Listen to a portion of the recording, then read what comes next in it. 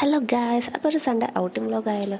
ആ കൂടെ കിട്ടിയേക്കുന്നത് 4 മണിക്കൂറാട്ടോ. ഞങ്ങളുടെ ഇവിടെ നിന്ന് ടൗണിലോട്ട് ബസ് പിടിച്ച് പോകുമ്പോൾ തന്നെ 1 മണിക്കൂർ അങ്ങനെ പോകും.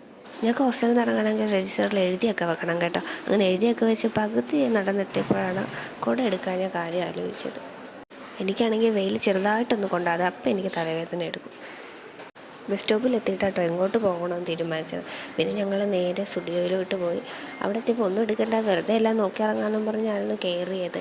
പക്ഷേ എൻ്റെ പൊന്നടാവേ, അവിടെ ചെന്നപ്പോഴാണെങ്കിൽ ഒടുക്കത്തെ കളക്ഷനും എല്ലാം ഇങ്ങ് വാരി എടുത്തുകൊണ്ട് വരാൻ തോന്നി. പക്ഷെ നമുക്കതിന് പറ്റില്ലല്ലോ. പിന്നെ ഞങ്ങൾ അവിടെയുള്ള എല്ലാ ഡ്രസ്സും ഒക്കെ ഒന്ന് നോക്കി, വിലയൊക്കെ നോക്കി. പിന്നെ 2 ടോപ്പും എടുത്തു.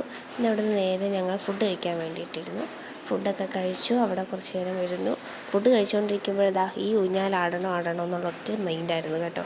അവിടുന്ന് പിന്നെ ബാക്കിയുള്ള വെയിലും കൂടെ കരിഞ്ഞു കുത്തി കൊണ്ടിട്ട് നേരെ ഹോസ്റ്റലിൻ്റെ ബോർഡ് കണ്ടപ്പോൾ കേട്ടോ ഒന്ന് ശ്വാസം വിടാൻ. പിന്നെ തിരിച്ച് കയറിയതിൻ്റെ ഒപ്പം ടൈം എഴുതി വെച്ചിട്ട് നേരെ കുളിച്ച് കിടന്നുറങ്ങി.